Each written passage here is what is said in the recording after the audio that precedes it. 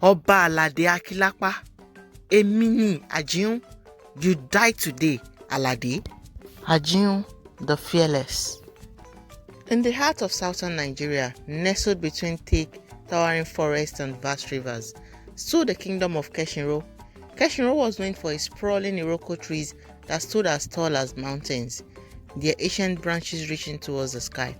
The kingdom had prospered for generations under the rule of the Akilapa dynasty, a lineage of kings who were both feared and revered. But behind the kingdom's wealth and splendor, a growing shadow of discontent lurked, one that would soon birth a legend that no one, not even the most powerful king, could silence. Her name was Ajiun. Ajiun was born on the light of a blood moon. Her mother, Jadi, was a young woman from a humble village on the outskirts of Keshinro.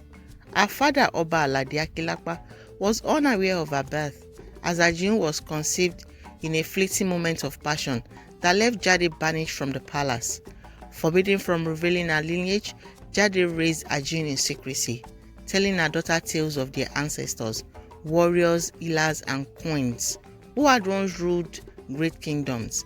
Though Ajiun lived a simple life, her mother's stories kindled a fierce spirit within her.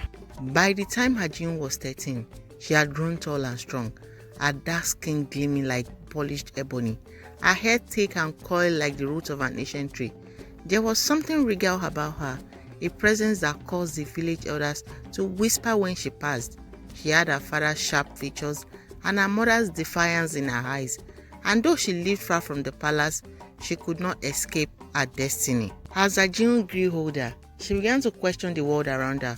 Why did the villagers toil in the fields? Why the nobles lived in luxury? Why did the king, her father, demand endless taxes, leaving the people in poverty? She would often stand at the edge of the village, staring towards the palace, her heart burning with questions. But Ajiun was also wary. She knew that to confront the king meant danger. Her mother had warned her of the cruelty of the Akilapa kings, and she had no desire to place herself in harm's way, until the day her mother fell ill. The sickness came suddenly, like a dark cloud rolling over the village. Jade's breath became shallow, and her once vibrant spirit dimmed. Desperate, Ajiun sought help from the village healers, but their helps did not stop the illness. In her grief, Ajiun decided to travel to the palace to beg for help.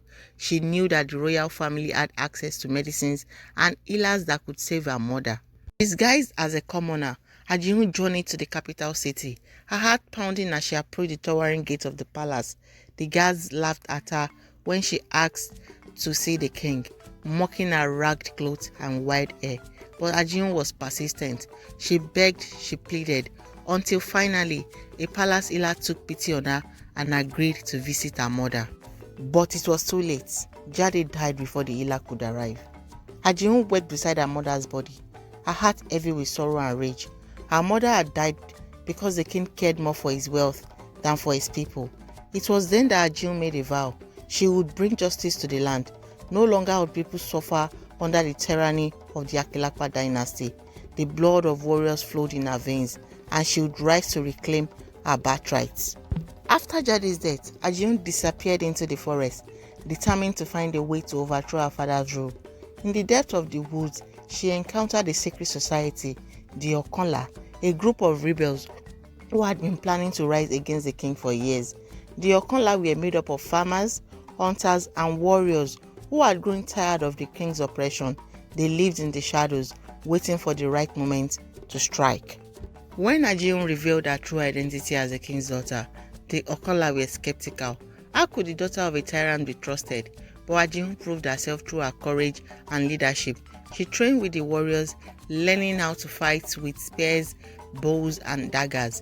She spoke with the elders, absorbing their wisdom, and slowly she gained the respect of the people. Under Ajiun's guidance, the Okonla began to grow in strength. They attacked the king's caravans, freeing slaves and distributing food to the poor. They raided the royal granaries, ensuring that no family went hungry. And with every victory, Ajiun's legend spread. The people began to call her the Iroko Queen, for she stood as tall and unshakable as the ancient Iroko trees that surrounded Keshinro. But Oba Alade was not blind to the growing rebellion. He sent his army to crush the Okonla, vowing to capture the Iroko Queen and bring her to justice. What he did not realize was that the rebel leader he sought was his own daughter. The tension between the king and his people reached a boiling point when Ajiun and her warriors launched a daring attack on the royal palace. Under the cover of night, they infiltrated the city, slipping through the palace gate like shadows. Their goal was not to kill the king, but to send a message the people would no longer be ruled by fear. Ajiun herself stood in the great hall, her face hidden behind a mask carved from Iroko wood. Her spear raised high, she called out to the king, her voice echoing through the chamber. "Your time is over, Alade Akilapa. The people have suffered long enough. I am Ajiun, daughter of Jade, and I will no longer be silent." The king was stunned, for the voice that rang out belonged to the daughter he had never known. But he was not a man to be easily swayed. He called for his guards, ordering them to capture Ajiun, but the rebels were swift.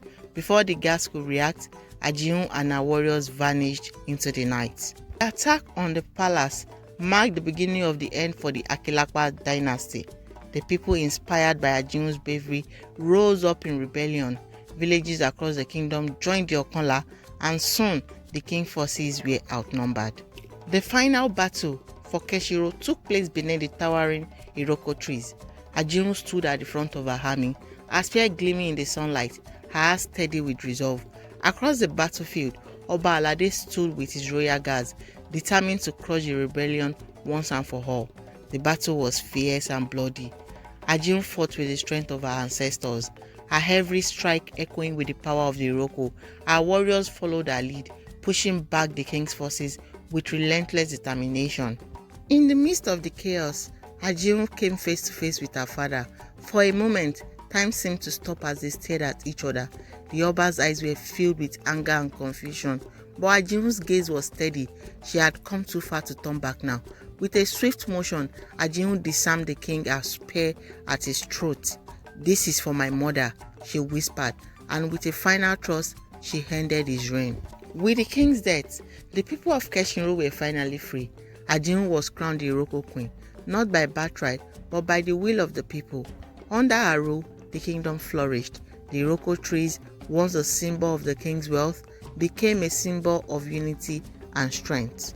Ajiun's reign was just, her leadership guided by lessons of her past.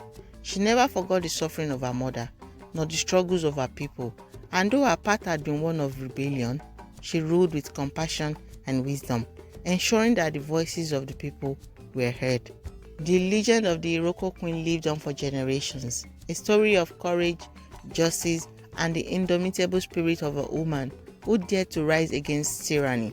And in the heart of the kingdom, the Iroko tree continues to stand tall and unshakable, as a reminder of the queen who had once fought beneath their branches.